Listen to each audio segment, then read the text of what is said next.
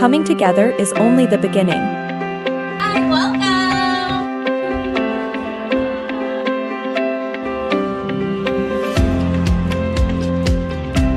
It's keeping together that changes everything. Between our best moments and our worst. Between our finest hours and lowest points. Here at Jamsi, Cebu, we are always better when we are together. Maamon sa atong tanan? Amen. Sige, welcome sa mga bago. We are Jesus and My Church, Cebu. Our mission is to know God more and make Him known. Okay, so before ko go farther I'm about to preach this afternoon. I just want to praise and thank God, testifying to you here in front how good He is and how awesome He is. Napipagkita ng picture? Yan. Maupay pagkanaog na mugikan sa bukid. And gikan ni sa among women's retreat. Can you give God a mighty clap of praise? I want to praise and thank God because it is impossible this rainy season na dili mag-ulan, especially sa mga elevated places. Ang kaninga lugar mo dyan mag-ulan kada hapon. And we really praise and thank God that all throughout the event, wala dyan ning dagko. Miskin dagko. Kanto pa lang, grabe na ka-bless kaayo na mo. But then again, pag-share sa word kagabi, all the more, mas na-bless dyan kaayo mi. All the more, mas na-strengthen ang among pagtuo dinha sa Ginoo. All the more, mas nahibog mamigbalik o deeper dinha sa Ginoo. Now, I want to tell a story na this event is almost canceled. Kay walay ga-respond. And when you are a leader in an event, masyakira jud ka o why mo respond. Malain jud ka, ma-frustrate jud ka nga na event why mo respond. But then again, because we are better together, when some or one of the leaders is disheartened or in pain, nalain, na inasakitan, nadyan po'y uban leaders na optimistic, na mo strengthen balik, mo remind balik sa usa nga nagluya nga ipadayon nato ni. And this event is a testimony nga better together judi ay ta. And when we were about to go sa place, of course, dili man may maigong isa kasakayan, pagpadulong na ito ng igo, palugsong naman.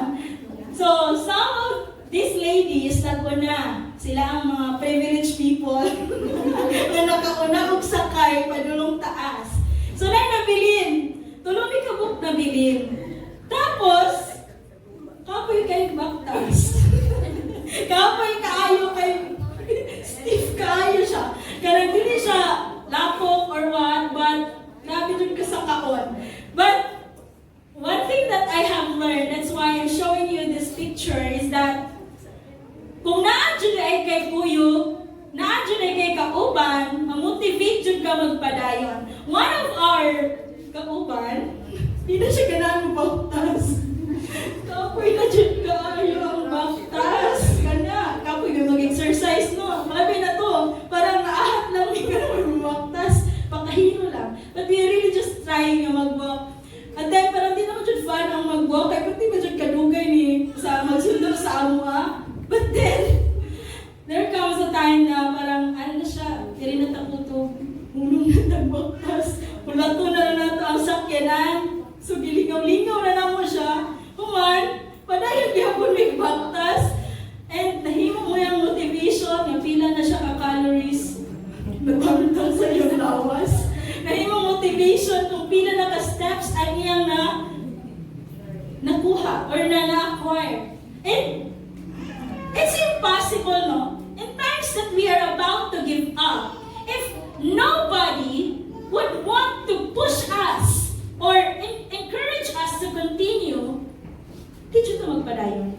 Na-remember niyo ng times nga, luya kaayo mo, hopeless, like, di na dyan kaganahan magpadayon. But because naay tao sa imong kinabuhi, friend, a family, a small group, kana ang community, someone na close or accountable sa imuha, tinga na lang ka sa imong kaugalingon nga nagpadayon ka.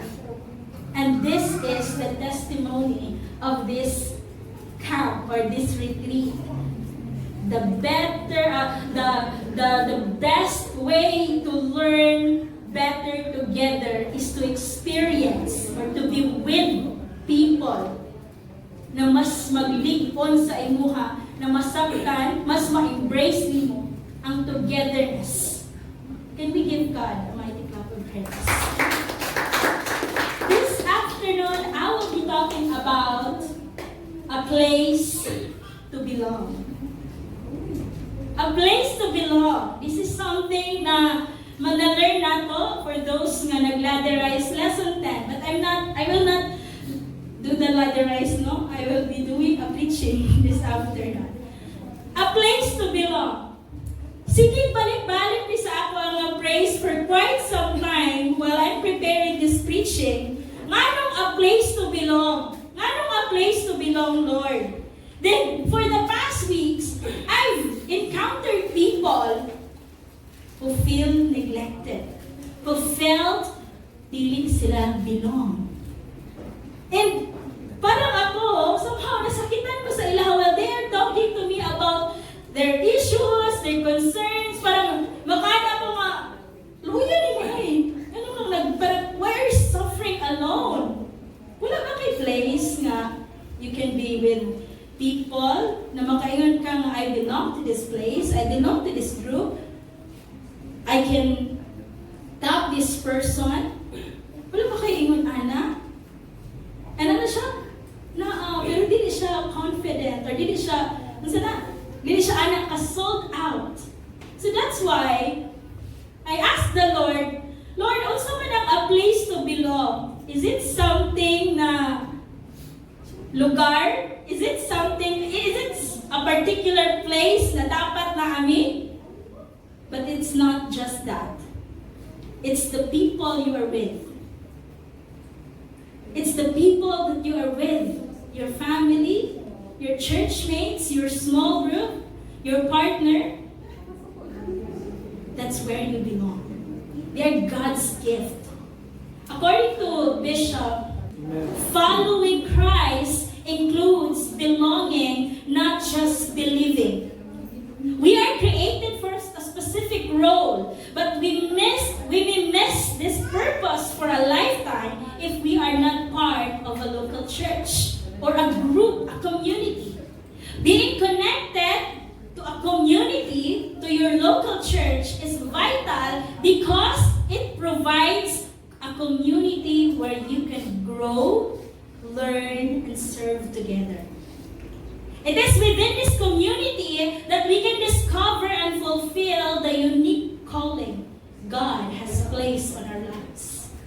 And by engaging with the church, with the community, we are reminded that God has set us apart from the pattern of this world, ultimately for His purpose.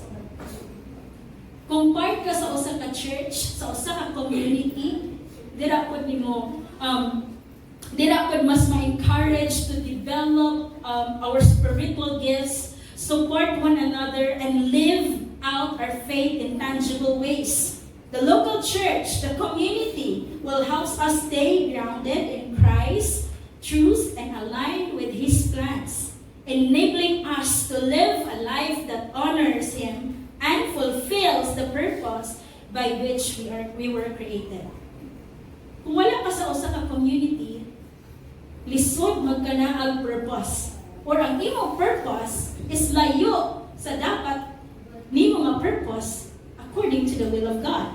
2 Corinthians 6:14-17, it says, "Do not be yoked together with the unbelievers. For what do righteousness and wickedness have in common? Or what fellowship can light have with darkness? What harmony is there between Christ and Belial? Or what does a believer have in common with an unbeliever?"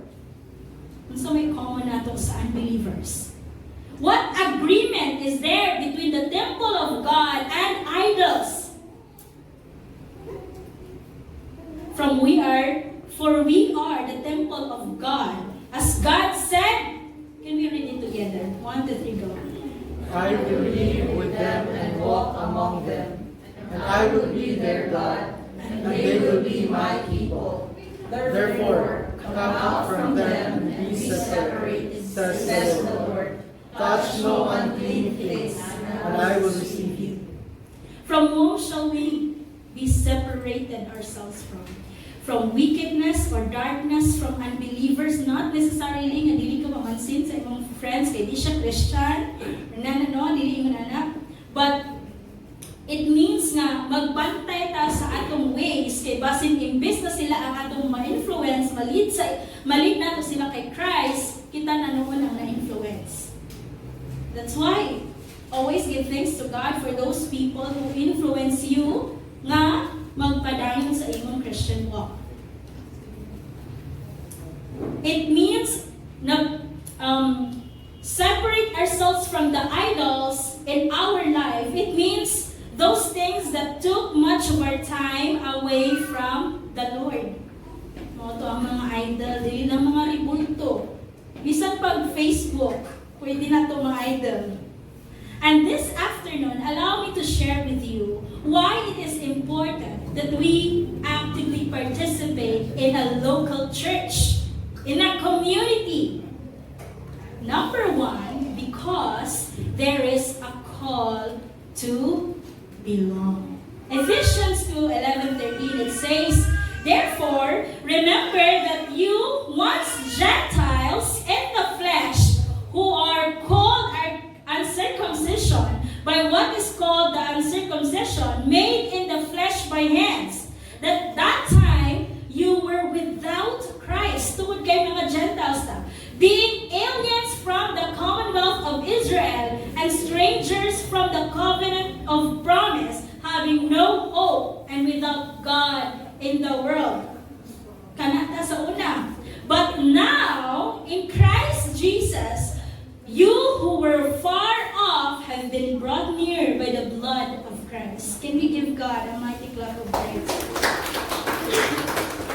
Because of the blood of Christ, so on, we were saved. Because of His unconditional love, we were saved. Because of His great sacrifice, we were redeemed. And because of Jesus, our Savior, we belong to God's family. And when the worship leader sang the song, "All for Love," it reminds me so much of how much our God have sacrificed to redeem us. All by His grace. No one can boast. Praise and honor belong to our Almighty God alone. Amen. And this truth remains the same. Even if time passes or people change, His love remains the same today, yesterday, and forever. We are eternally grateful to Him because of what He does. We are set apart from the slavery of sin. And because He is our Savior, we experience and take part in the body of Christ.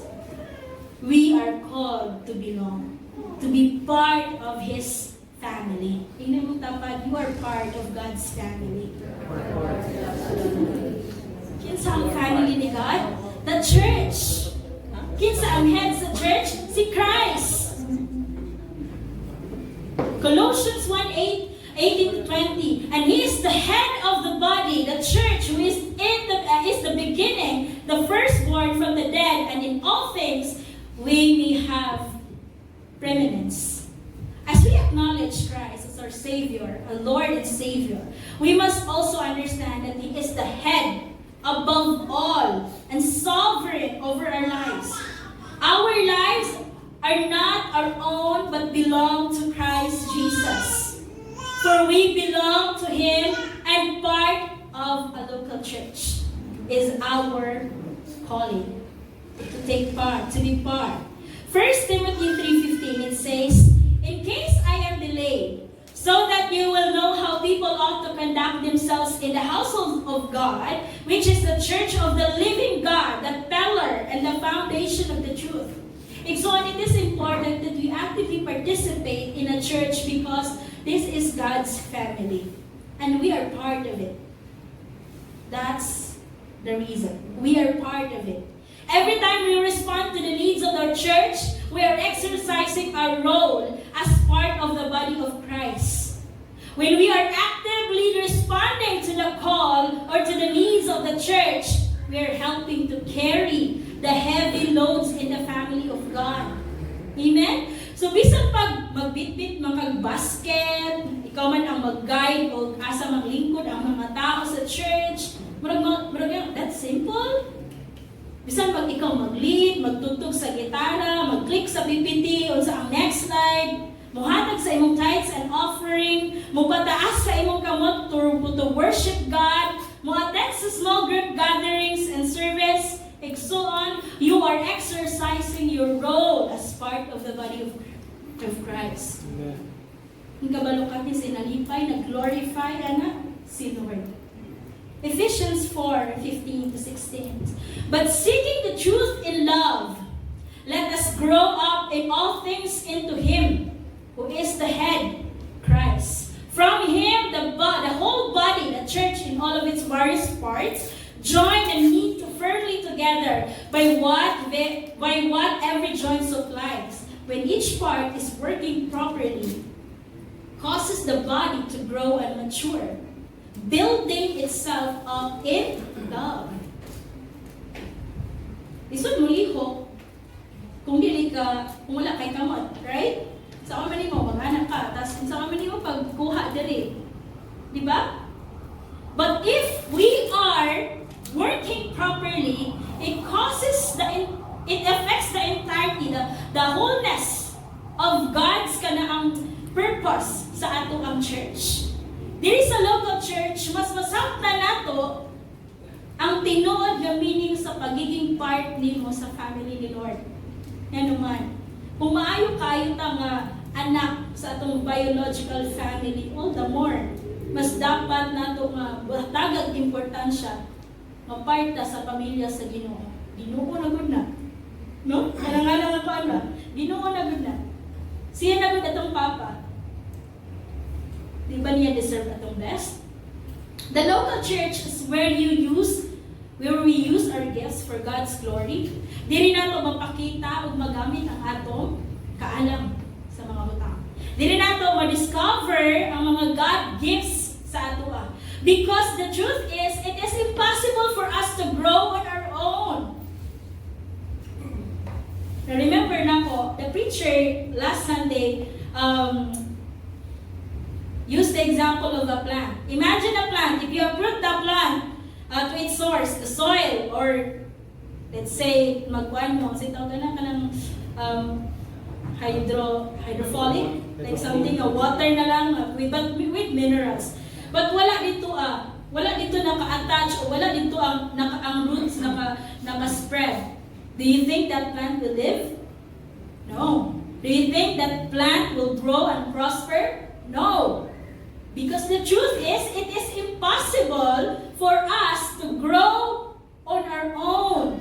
We need source to live.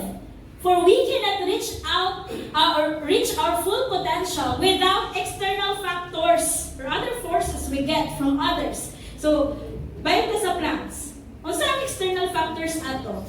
Ang mga minerals, mga nutrients na nasa soil or nasa water, kung hydrophilic.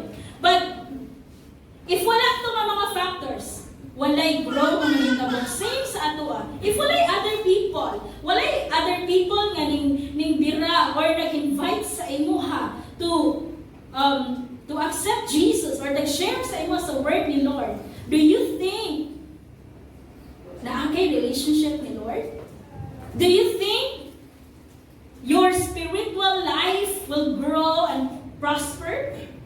Dili.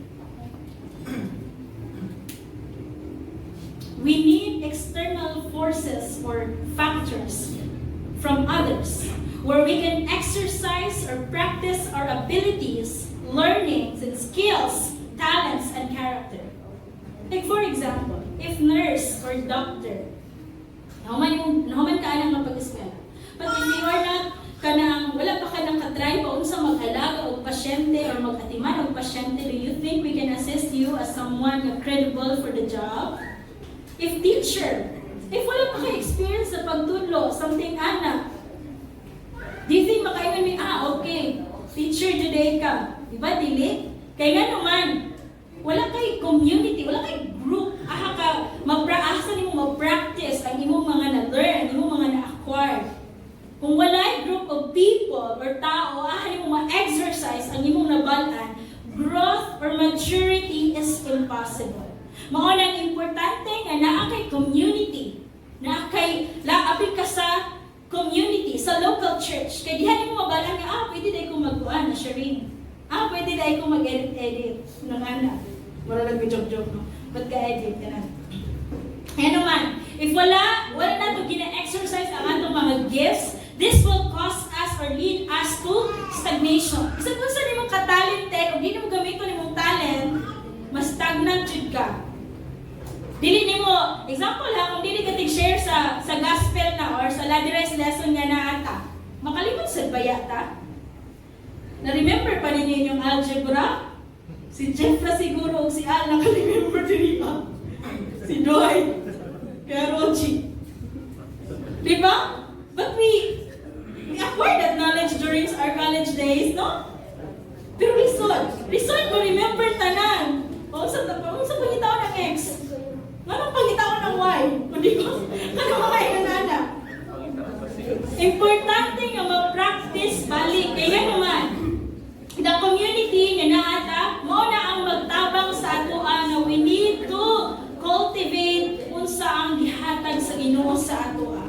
And I love how Pastor Eugene Peterson says, there can be no maturity in the spiritual life of a Christian or of a person with no obedience in following Jesus, no wholeness in the Christian life, apart from an immersion in an embrace of community. I am not myself by myself. Kung wala tayo community after we receive the Lord Jesus Christ as our Lord and Savior, we will ultimately go back kung kinsa ta sa una. Kaya naman, wala na-establish ang accountability.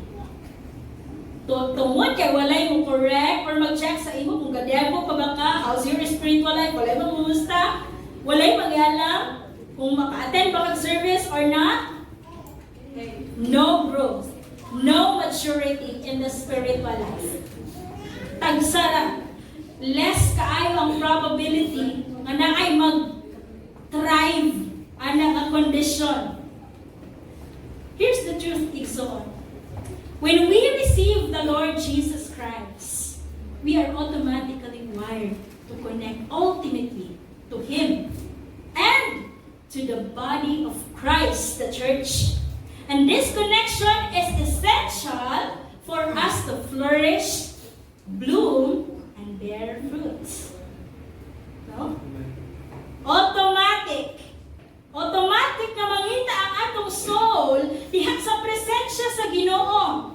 Mangitag belongingness diha sa family ni Lord. Mao na usahay ang uban ko. Uy, wala siya ko gi-chat kaya ang disciple tulog-tulog lang po. So, na yung mga mga inana nga mga hurt sa una. Tingnan naman.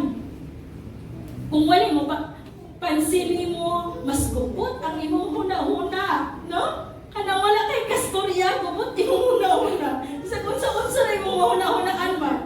And since naka-wired man ta automatically to seek the Lord. Pag dili ganit nato ni mabuhat, kini man atong purpose, kini man kasi kana ang built-in, or siya naka-program sa ato aba as we receive Christ. If dili nato na mabuhat, mag-forfeit ang atong purpose. No? But gracious kaayo si Lord. Kay bisan man og nag-fail tag ingon ana nga mga butang or sa inana nga area. He always invites us to come to me, come back to me. I am here for you. You are mine. But come to think of it, bisan dili perfect ang mga tao sa church, dili gihapon sila mag-give up sa imo. Concerned gihapon sila sa imo, labi na ang imong spiritual, sa imong spiritual life. Well, let's praise God for those people. Dili man managsuon by blood, but God's blood unites us in a very special way, and we hold one another dearly. Community glorifies God. Seeking to operate independently is the opposite of what God wants for His people, for us. It is part of the cause to belong that we must work together. His call is for unity within community. So, ano pa si Paul in Romans 15:5-6? May the God who gives endurance and encouragement give you the same attitude and mind towards each other and Christ Jesus had, so that with one mind and one voice you may glorify the God and Father of our Lord Jesus Christ. And God desires that as one, we would focus on glorifying Him. Paul labeled all believers as the body of Christ. He compares us to the human body, saying Romans 12:45, for just as each of us has one body with many members, and these members do not have the same function. So in Christ we all though many from one body, and each member belong to all to others. We need everyone's gifts working together to fulfill God's purpose for us on earth. Amen? Dili pwede mo, na mga butang nga dili mabuhat sa MST nga mabuhat lang ni PCT. Dili tanan butang mabuhat ni music team na mabuhat sa ushering team. Di ba? God has given us the spiritual gift, not everyone's nagparehas-parehas. If ikaw strength mo ang leadership, as siya kay strength niya ang friendship, then pagkuyog mo, effective mo sa soul mo. We don't need to have all the strength para maging effective. Kaya ang goal is to continue to encourage, serve one another, and serve together. Kaya again, we are better together. Paul also taught us, the eyes cannot say to the hand, I don't need you. Di ba na? I don't need you. So, unsa may pagpuktan sa hands? Unsa lang. We're all part of the body of Christ and are all called to unity. And this only can be possible when our cause to belong is clear to us. Kung dili ta clear, mga itag clarity din sa nila. And igsoon, the call to belong, maybe sometimes buhaton, pero wala dyan daan kung maninood kag follow din sa Ginoo. Because we are called for greater purpose. And it takes willingness and our ability to fulfill that purpose. Amen.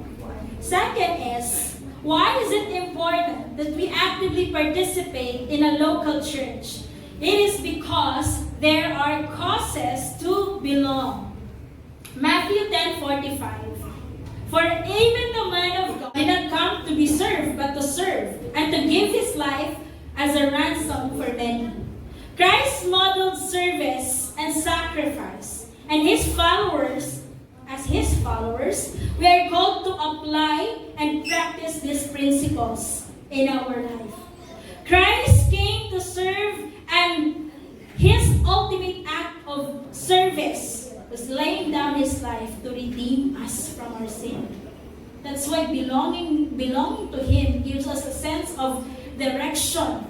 Kaya bitong na-accept na nato siya, murag, ay, okay, mas clear sa ato kung unsa di ay dapat ang atong inalaw lang sa atong kinabuhi. We don't need to gain the whole world just to prove something, no? Kay if natin Christ, mas clear ang atong direction, ang atong purpose. And mas masabta nato nga unique ang atong role nga gina-play sa family of God. This is why we are encouraged to actively participate in small groups where we can grow, serve, and fulfill our roles within the body of Christ. If the Lord is placing you sa small group na lisod ang submission, lisod ang communication, dili responsive usahay, igsuon, padayon. Because these challenges, the people, the situation, will lead us more closer to God. Will teach us to seek God more. Nga naman. Dili man takabalon sa ibuhaton.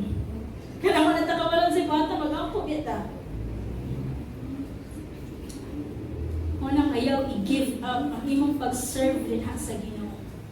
Eventually, you will realize that everything will work together for the good. Those difficult people, embrace them. Continue to pray for them and continue to seek guidance from the Lord on how we could better help them and lead them to the Lord. And as we embrace the cause to belong, it will refine our character, but ultimately, it will help us to love like Jesus. We will learn to love serving others. We will learn to love serving the church. We will learn to love serving even if sometimes it means not getting anything in return or not reciprocated. No? Sometimes, one of the time na nag-devo me with the music team, parang na yung mga times na mag-bend out sa mga frustration, ay mga rants, mga inan-ana. Pero ang kulang radi ay, kailangan na may appreciate ng tao. Kulang radi ang appreciation. And in Galatians 5:13-14 it says, "You, my brothers and sisters, were called to be free, but do not use your freedom to indulge the flesh. Rather, serve one another humbly in love. For the entire law is fulfilled in keeping this one command, love your neighbor as yourself." And I want to quote again this word from Pastor Rick Warren. He says, "Our mission to the unbelievers is to share the gospel of salvation. Our mission to our co-believers is to serve one another." Let's continue to engage in soul winning with soul. I believe last preaching teach us so much as well about the Great Commission. Let's continue to share the gospel of salvation with other people, to other people. Let's also remain dedicated to serving one another within the church, our community.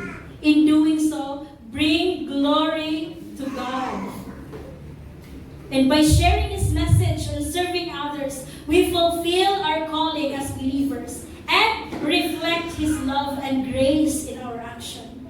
When we are reminded in Matthew 28, verse 19 to 20, "Therefore go and make disciples of all nations, baptizing them in the name of the Father and of the Son and of the Holy Spirit."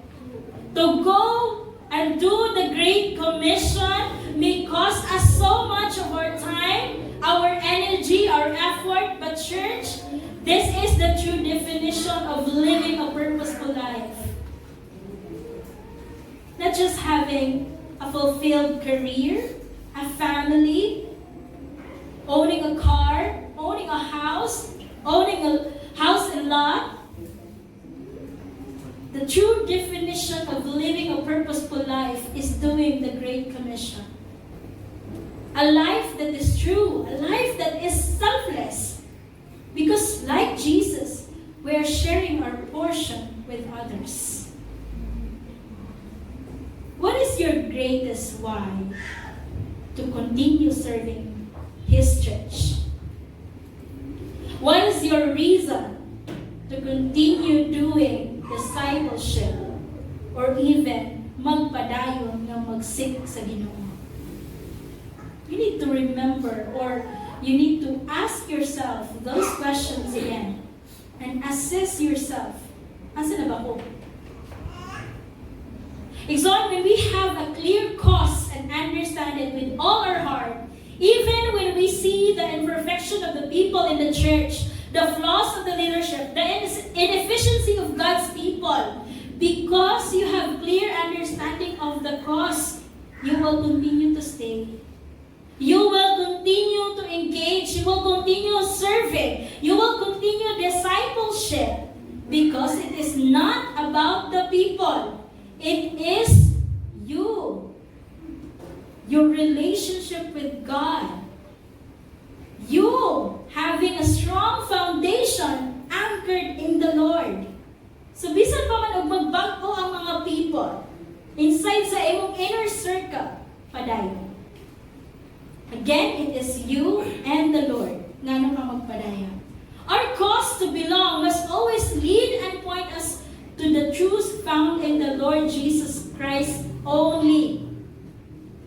Because when it is not anchored anymore in Christ, things gets messy. And our cause to belong must always help us and point us back to Christ. And this is our ultimate purpose and calling.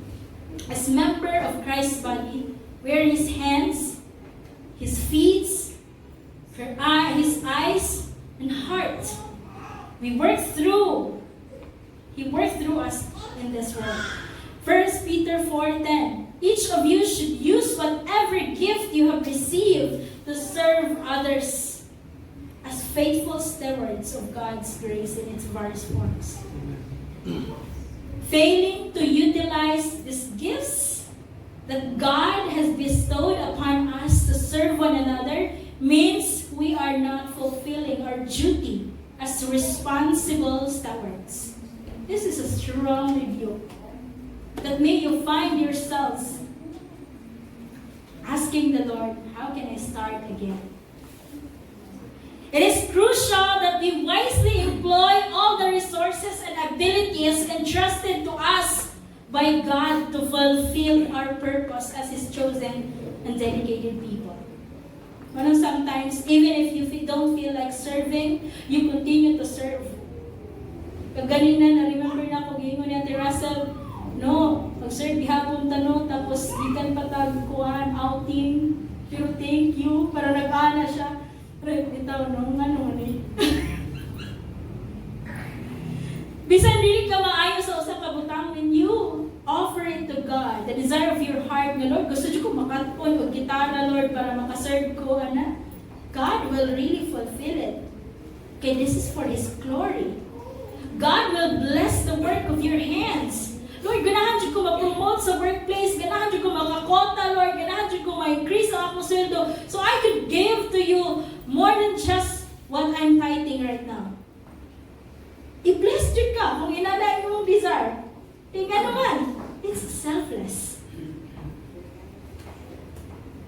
God blesses those hearts that will give Him glory, those who would want to please Him. That's why even if you will get old serving the Lord through His church, na sometimes na sa Lord, kami-kami na lang lagi ni. Balik-balik na lang, marag pila lang kayo specity. Ano ba? Padayon. Yan naman, make sure nyo diha sa imong pagpadayon po, dili mawala ang inner joy na ma-please si Lord. If ka na ang mawala, lisod magpadayon. Mamahimo ratang magpadayon sa pagserbisyo, sa pagsabot sa clear nga cause nga gihatag sa atong Ginoo sa atoa. Kung ang atong kasing-kasing ug una-una align diha sa iya. Amen ba? And lastly, why is it important that we actively participate in a local church? This is because there is a local church to belong. If walay local church, then ako ka mag-belong. Pero tungod kay naaman, then be part of it. Colossians 1:16. For by Him all things were created that are in heaven and that are on earth, visible and invisible. What is community church? Community is the sense of fellowship that comes from sharing similar attitudes, interests, and goals with others.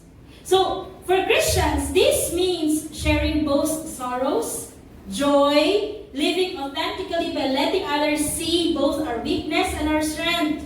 It involves confessing our sin to one another, praying for each other, and collectively seeking and worshiping God together. Community is a reflection of God. Jesus Christ exemplified communal living during this time on earth. He is blameless, lived without sin, sacrificed himself for all the sins, and triumphed over death through his resurrection. While he alone could accomplish salvation, he chose to minister within a community. Although daghan ang followers ni Jesus, he selected 12 disciples to become his apostles. Daghan siyang followers, pero nag-nadya siya core. Mga na ang nakarindot kung part ka sa usa ka local church, kay nadya kay ma-core. Nadya kay 2 to 3 people na part sa imong inner circle. And they remained in constant fellowship with him, those 12. Kuyog bisan asa, receiving his teaching and preparing for their ministries after his ascension to heaven. And Jesus told his disciples in John 34:35, "A new command I gave you, love one another as I have loved you, so you must love one another. And by this, everyone will know that you are my disciple, if you love one another." He gave this command multiple times, that they must value one another and care for each other. Jesus put emphasis on the sense of belongingness. That's why we are also thriving nga wala jud ma-left out nga dili maka-feel o belong sila, no? When the disciples weren't with Jesus, he sent them out in pairs to minister to people. Tagduha, tagtulo, by group, para mag-minister og mga tao. Kay dili gusto si Jesus nga mag-serve ka, wala ikaw ay magdo. Ay kuyog ka si John, kuyog ka si Peter, para duha mo. Inana. Dili ganahan si Jesus nga ma-feel na sa tao. Dili pa man siguro also ang depression during itong time. Pero kung ikaw na bitaw isa magtugtog diri or isa na sometimes sa kaalong din na. Ikaw lang usa maghatod og basket be. Di ba? And calling the 12 to him in Mark 6:7, he began to send them 2 by 2, them out 2 by 2. God does use this individual. God does use us individually, and sometimes we serve alone. But He intends for us to minister in community. We are more effective in pairs or groups because we are better together. Dili jud ganahan si Lord nga maka-feel ka og alone ka. Na lonely ka sa pagserbisyo nimo sa iyaha, sa ministry. That's why naay community. That's why naay local church. Community provides a place for sharing burdens and finding healing. Yung gani si King Solomon. Pity anyone who falls and has no one to help them up.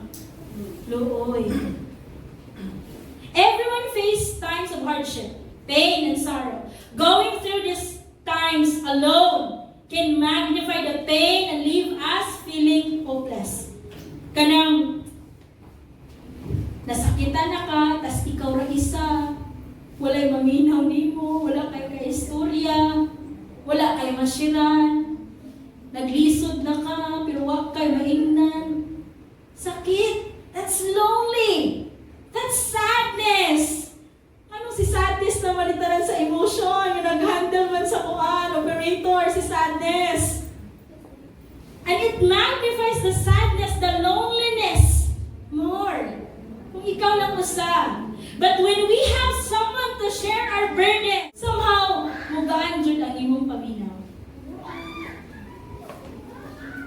Sometimes, dapat natin i-remember na di natin kinahanglan suluhon ang mga butang. Ang atong kalisod.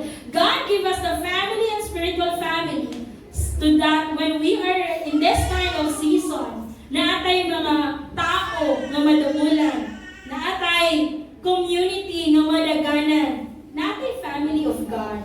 We can utilize one another, we can use one another purpose, for this purpose. Pwede rin may chat si Jella, pwede ka mag-istorya ko karon? Nagbukat mo niya akong heart? Why not? It offers companionship or simply be present during our moment of suffering. Bisag wala na kay buhato, naara ka dila, bahalag, gasigin na siya gila, pero naa ka dito Within the Christian community, there's great strength in seeing individuals gathered around someone who faced loss or illness. No?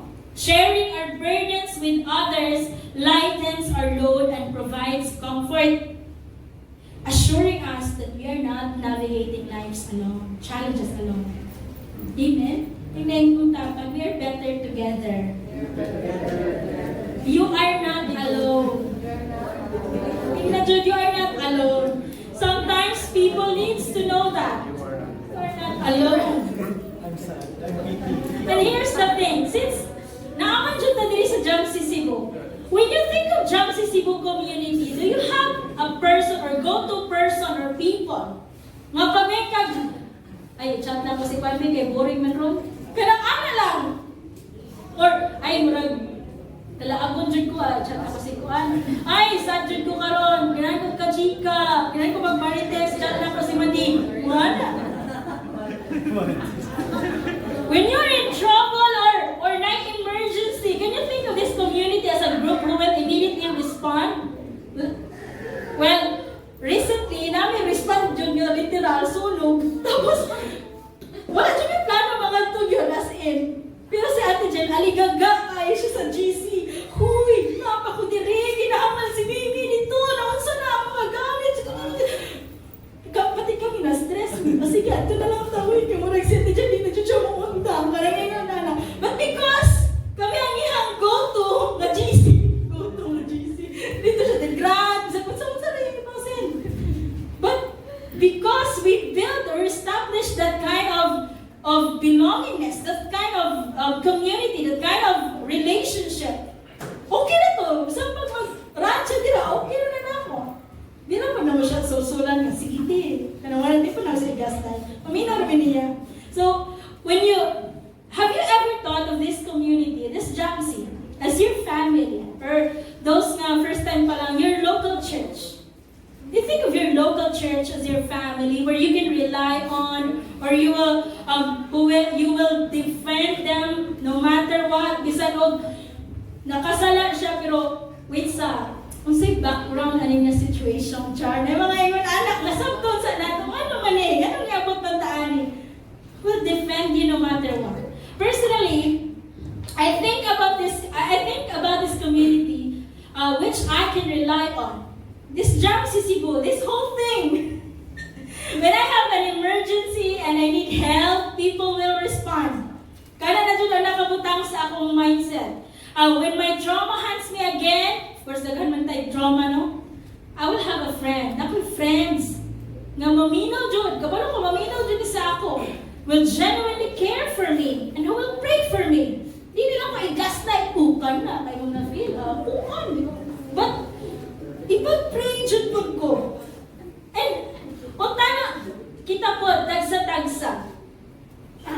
Ma-embrace na to ng sense of belongingness. For the past few months, I've been declaring this to every gathering I went into. Hashtag a place to belong. Because this season in my Christian journey, it has been karon lang nag-sink in nga lesson, no? Dugay na ni na lesson sa ako, a place to belong, lesson 10 sa Laderize. I think it was way back 2018. But karon pa jud ako mas naramdaman ako sa una. Grabe siya. Mas naramdaman ang kabugaton ani nga lesson. Dili lang na siya isang kaingkuran nga after nimo lesson 10, okay, gets na nako, I belong. But it's a lifelong process. It takes a while para masabtan nimo nga ay masaligan jud na ako ning mga tao, no? There's a sense of ownership, the sense of belongingness to a local church. Nga dili na ako alienated or dili na ako OP, feeling left out or something. Mas gets na ako ang mga tao. Sa una parang makalungkot. Ganun siya. Parang kanana pa ako mga una-unaan. Pero tungkol kinakailan na ako ang mga tao. Okay. Anilay siya. Di ba? Because dili na ka-alien. Foreigner. Alien. Foreigner. Or someone na stranger. Ano ang community.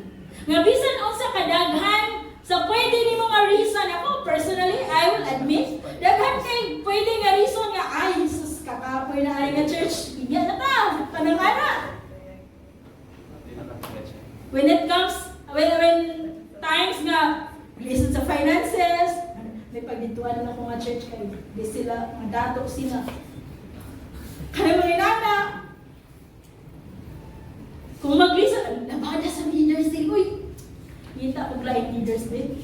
Di magkasinabot sa service, di magkakawan. Ngita kayo kong laing church. Daghan kayo itong pwede nga reason.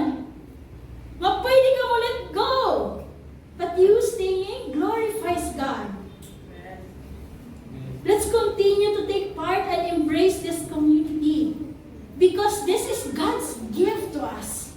Amen? A place where we grow. We can grow. We will flourish. We will bloom inside out. Last night, we had our women's retreat. The speaker talks about the love covenant. The love covenant. Uplifting every woman with our worth, our values, and that we are dearly loved by the lover of our soul, Jesus Christ. Isaiah 1 verse 18. I want us to embrace or remind ourselves with this passage. Come now, let us settle the matter. If we failed before, if we haven't embraced totally the church or the local church, the Lord says, come now, let us settle the matter. Though your sins are like scarlet, they shall be as white as snow.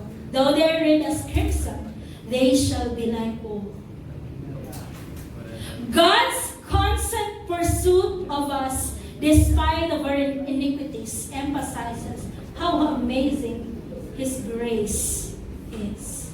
And the local church that we are part of is the evidence of this amazing grace. Can we give God a mighty clap of praise? And so on, God continues to pursue us, desiring for us to be part of a local church where His grace and love are fully displayed. No? Dila, ano na niyo makitaan? Nga naman tagan mo kong cake, bago pa mo diri. Nga naman! We love you! Jesus loves us, so we love you. This is the overflow of our hearts because God loves us. This is not just for us to live better, but it is clear evidence that we are saved by His grace alone, not by our own efforts, so no one can boast. Last night during our retreat, we were reminded that we, the church, are the bride of Christ. He is our husband. We belong to Him. And in this relationship, Christ continually draws us close to Him. When the speaker says, draw, not something na kita ang dool, but si Jesus ang nag-make sa iyang self na magpaduol kay ingon anak taniya ka love. It means that He keeps pursuing us because we belong to Him. He is ours and we are His. Jeremiah 3:1. If a man divorces his wife and she leaves him and marries another man, should he return to her again? This is one of the fear of the speaker. Now, what if ang laki ko? Dawaton pa mo sa akong husband, mayon ka akong husband niya, ay okay na, love paghihapon ka. No? Would not the land be completely defiled? But you have lived as a prostitute with many lovers. Would you now return to me? Declares the Lord. Are we not the wife whom Jeremiah was talking about? Sometimes we were like prostitutes with many lovers. We were distracted by so many things. Love so many things in this world and pursue so many things we thought were best for us. But even if we are unfaithful, even if we reject our lover, Christ, He continues to pursue us. That's why siya ang nabalaan nato nga magaingon, would you not return to me despite all of the unfaithfulness? But Christ continues to invite us, pursue us. Would you not return to me? This line hits me. Despite our unfaithfulness, our rejection, our disobedience, despite our worldly pursuit, our Lord Jesus still wants us to come back. Come back to Him. He wants us. He wants you. He wants you. I want you. Jeremiah 3:14, it says, unfaithful people, come back. You belong to me. That's why it is important for us to be part of a local church, because all the more, mas strengthening ang truth. Kaya na ay mag-remind sa ato.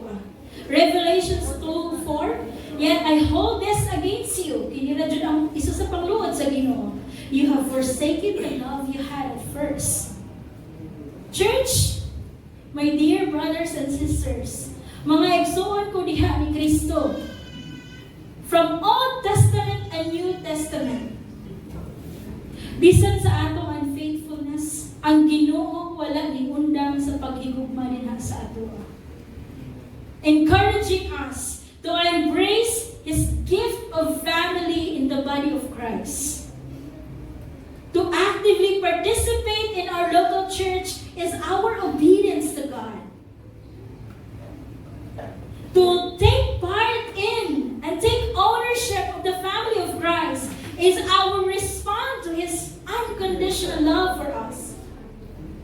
To embrace the differences and accept the flaws of His family is our worship to the Lord, to the lover of our soul, Jesus. I want you to ponder to this question. Why are we holding back from fully committing ourselves to embracing God's family?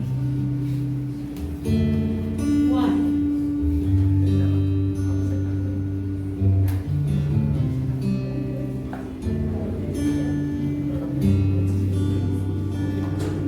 I want to invite everyone to please stand. Church, we are not called to partial commitment. When we accept Christ, we are expected to fully commit ourselves. We are called to respond fully.